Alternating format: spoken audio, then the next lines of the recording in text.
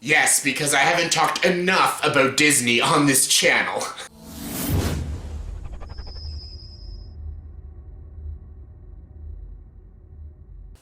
Hey everyone, welcome to the top 10 list. Welcome to my top 10 best and worst Disney sequels. Yes, again, like I said, I've talked a lot about Disney films, like a lot. Almost to the point it's almost kind of crazy. Is this a Disney channel?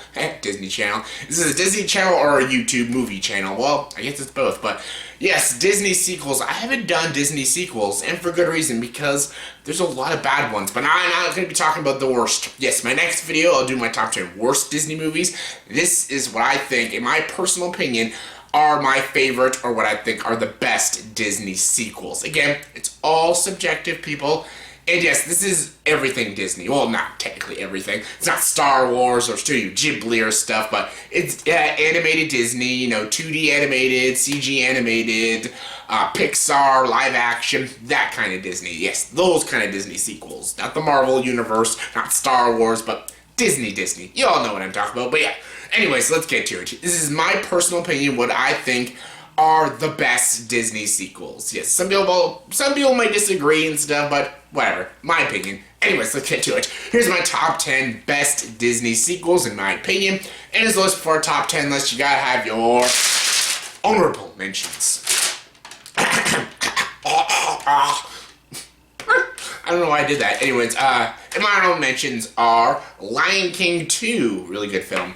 Aladdin 2, Return of Jafar, Bambi 2, D2, The Mighty Ducks, Tarzan 2, The Santa Claus 2, and 101 Dalmatians 2, Patch's London Adventure. That is actually so underrated. Almost made my top 10. I thought that was a really great film.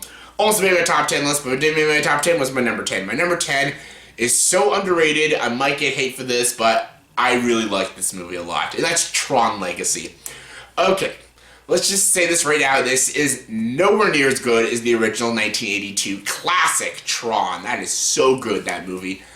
However, I like Tron Legacy. I like this movie. I enjoy it for what it is. The visuals are stunning. The world, what they did with this film, is so good. Jeff Bridges, yes, the CGI Jeff Bridges of Clue is, yeah, it's pretty dated. Sorry. Sorry, I'm a little gassy today. Yeah. Tron Legacy is good, though. Jeff Bridges gives a good performance as Kevin Flynn / Clue. Garrett Hedlund's fine. Olivia Wilde looks great in this movie. Michael Sheen is just so over the top. I like the style. I like the world. I like how dark this movie is. It has a really cool soundtrack, some really great sound editing in this film as well, and I just have a lot of fun. Every time I watch this movie, I have fun with this film. It's very flawed, it's not amazing, and again, it's not as good as its predecessor, but I like Tron Legacy. Coming in at number 9 is like the only Pirates of the Caribbean sequel I like, and that's Dead Man's Chest. Dead Man's Chest is a pretty good sequel. The original is just so good. The Curse of the Black Pearl is such a great Pirates film. They need to stop with these goddamn movies. This franchise needs to die already.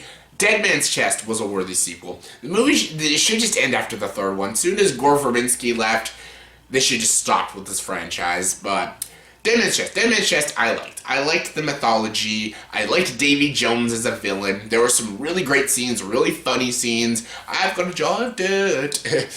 There's some really good funny lines. Johnny Depp is great. Orlando Bloom's good. Keira Knightley's good. I like what they did with Norrington in this film. I did not like Cutler Beckett. I'm not a fan of that villain, but I like Davy Jones. I like when Will meets his father on the Flying Dutchman and stuff. I like when they play the game of chance and stuff. There's some really cool scenes. The wheelbarrow scene when they're in the wheel, when Will, Jack, and Norrington all fight each other is a really cool triple fight sequence. It's really cool and really badass. And I think it is a very fun, entertaining film. I like how the movie ends, bringing in Barbossa. So tell me what's become of my ship. But still, yeah, there is flaws with this movie. There's things that don't work. There's a lot of rehash also in the film, but the new characters, the new story, the good sequences, the funny moments are really good enough, and it is a worthy sequel. It's not as good as the first, but it's still a very good sequel. Coming in number 8 is Finding Dory. Finding Dory sounded like a bad idea. On paper, it kind of sounds pretty stupid. Like, Finding Nemo is a good standalone film. why are we getting a sequel called Finding Dory? This is a good movie. It's not as good as Finding Nemo, but it's really good. It's a very good film. I really liked Finding Dory. I thought it was touching, it was heartwarming. Ellen DeGeneres is great as Dory. She's just such a likable and charismatic character, and I even liked what they did with Marlin and Nemo and stuff, and I like the new characters. The friggin' seals were really great. The whales, sorry. The whales were good. I loved Hank, played by Ed O'Neill. He is so cool. I love him. My favorite character in the film, and the animation's gorgeous, and it's really emotional, especially when you learn more about her parents and how she got lost. It is really sad. I even love how this movie opens and stuff.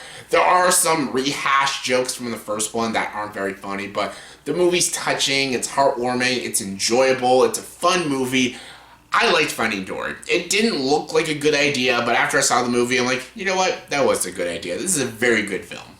Coming in number 7 is The Chronicles of Narnia, Prince Caspian. Yes, Prince Caspian is such a great sequel.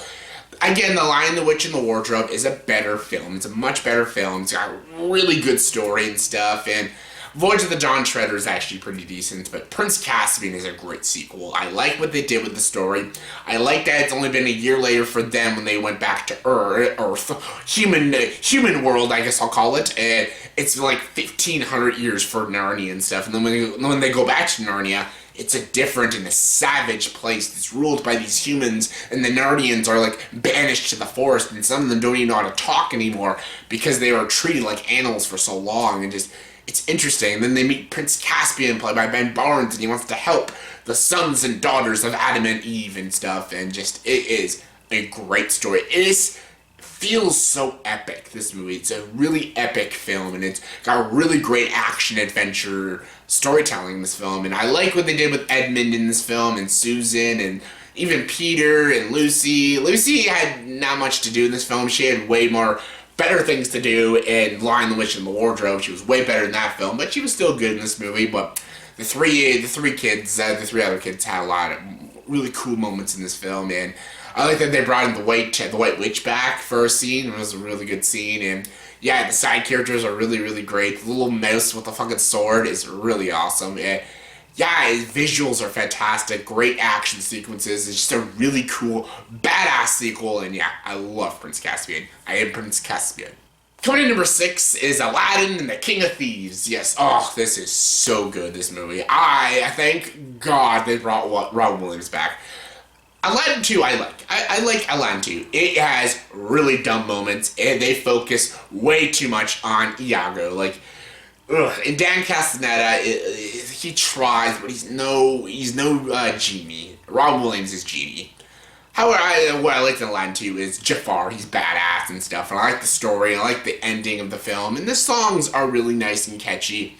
This is a way better sequel in every way, shape, and form. Robin Williams is back, and he is a lot hilarious in this film. He is hysterical in this film. And the songs are really good. I love, there's a party here in Agrippa. It's so good. Even, Out of Thin Air with Jasmine and Aladdin is a very nice song and stuff. And Welcome to the 40 Thieves. Really catchy songs, and I like the relationship with the Jasmine and Aladdin. They didn't focus too much on it. It was mostly about the father-son. It is a good relationship, and I like the 40 Thieves and these people and stuff, and again, it's got Robin Williams, and he's hilarious and stuff. The only problem I have with this movie is the villain. The villain is really weak, and yeah, he's just this guy with these claws and stuff, and he wants the golden head himself, and he's just kind of a really weak and very generic villain. And of course, Iago is always the weakest part of all these films because he's annoying as shit. But yeah, I love the songs. The animation is gorgeous in this film. And yeah, it's funny, it's enjoyable, and it's just a great sequel.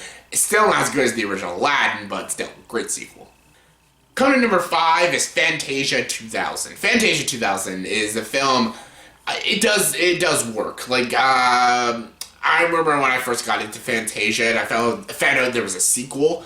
I'm like, that sounds cool, because they can make sequels to Fantasia, because Fantasia is not a cohesive story. It's a bunch of vignettes with orchestra music and all these amazing, gorgeous animation, telling the story through visuals and stuff. You can make 20 Fantasia films and make them all really interesting and very pretty and very nice and stuff, and Fantasia is one of my favorite Disney films of all time, and Fantasia 2000 is a great sequel.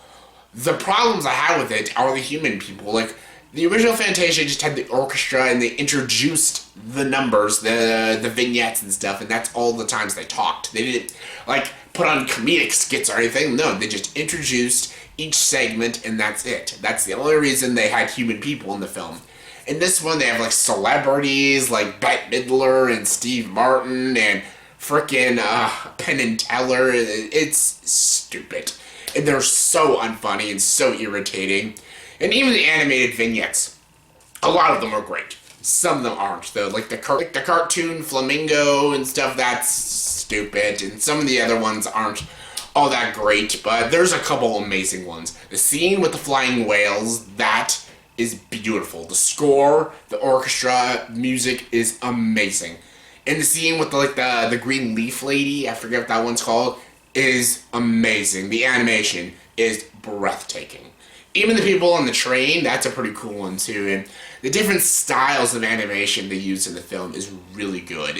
There are some scenes in this movie, it's like groundbreaking. It's amazing. And then there's some scenes that are just really stupid and stuff. But yeah, it's nowhere near as good as what Fantasia was. You'll never get another Night at Bald Mountain or another Sorcerer's Apprentice, but still, it's a very good sequel, Fantasia 2000, and I do enjoy it. Coming in number 4 is Toy Story 2. Yes, Toy Story 2 is great. Again, it's my least favorite Toy Story. It's still a fantastic sequel. It is really good. And yes, don't worry. You'll see Toy Story 3 on here. Don't worry about that. Toy Story 2. It's so good. It's funny. It's enjoyable. All the characters are back. But it's a different story. This is about Woody and stuff. He gets broken. He's afraid that Andy's not going to want to play with him anymore and stuff. And he's also worried when Andy grows up that he's not going to want them anymore because kids grow up and they get rid of their toys. So when a guy kidnaps them and he wants to use them and put them in a museum, he kind of wants to stay with the Roundup game and stuff, with the Prospector and Jesse and Bullseye and stuff like that.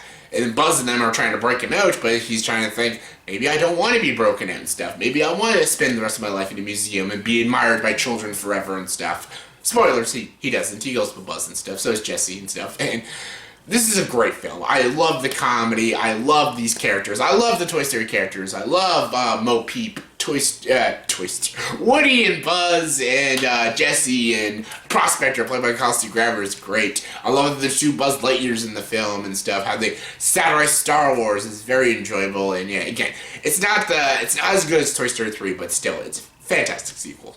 Coming in number 3 is Cinderella 3: A Twist in Time. This is excellent, this film. This is a freaking out there idea for a Cinderella sequel. Love it. This is just so fun. As flawed as this movie is, it is an utter blast, this film.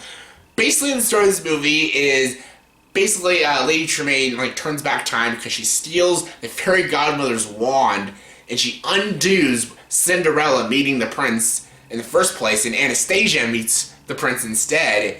And basically everything is in a multi-universe now, and it's all a different time period. The prince is married to Anastasia. Cinderella is just like a slave and stuff. And basically they have the good life now, and the prince is forced to be with them and stuff. He's like hypnotized and all that shit and like that.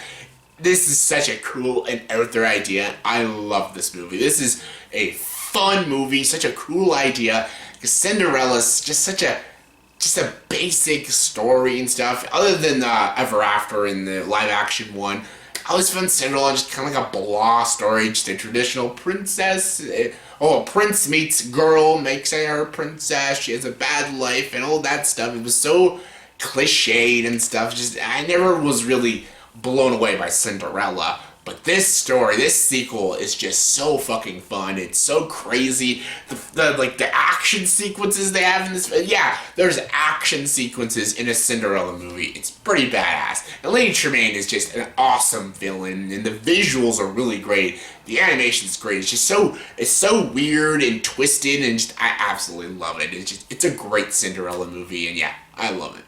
Coming in number 2 is Toy Story 3. Yeah, easily Toy Story 3. Sad ending. I've, again, talked about this movie to death. Everyone knows that I love this movie. Everyone loves this movie. Everyone praises this movie. It's amazing. It was nominated for Best Picture. That's how good Toy Story 3 is. It's saying goodbye to the toys that we grew up with. We're Andy in this situation. We're saying goodbye to these characters. We're getting a Toy Story 4, so it's just shitting on everything that this movie did, but still. Great movie, funny, got Michael Keaton as Ken, got a great villain, Lotso hugging bear, really creepy moments, sad moments, funny moments, just intense moments. It's Toy Story 3. It's amazing. And my number one favorite Disney sequel is The Rescuers Down Under. Yes, the Indiana Jones of Disney films. Amazing. Again, I've talked about this movie a lot. It's so good. It's so big scaled. It's so epic. It's so fun. The fact that this movie did so poorly, it upsets me. I know critics love it, but like when this movie came out, no one wanted to see this movie. And this was during the Disney Renaissance. And it's sad that no one praises The Rescuers Down Under like they do Aladdin, Lion King, and Little Mermaid, and Beauty and the Beast. All amazing films, but Rescuers Down Under is just as amazing. Just because it doesn't have catchy musical numbers doesn't make it not amazing. It's so good, it's so fun. How big and magnificent the scale and scope and size of this film is amazing. Animation is gorgeous. The villain is kick-ass, as George C. Scott. I love these characters. I love that they returned these two mice characters, and it's just the whole time he's just trying to propose to her, but he keeps getting interrupted and shit like that. It's just a fun action-adventure story, and it's fun. It's probably one of the funnest Disney movies I've ever seen, and that's why it's one of my favorite Disney movies, and yeah, easily my favorite sequel. So yeah, that was my top 10 best Disney sequels in my opinion. So in the comment section below, please tell me, did you agree with this top 10 list? If not, give me your guys' top 10 favorite Disney sequels in your guys' opinion. Comment below, let me know. And as always, if you like this video, please like, subscribe to this channel, and join the dark side.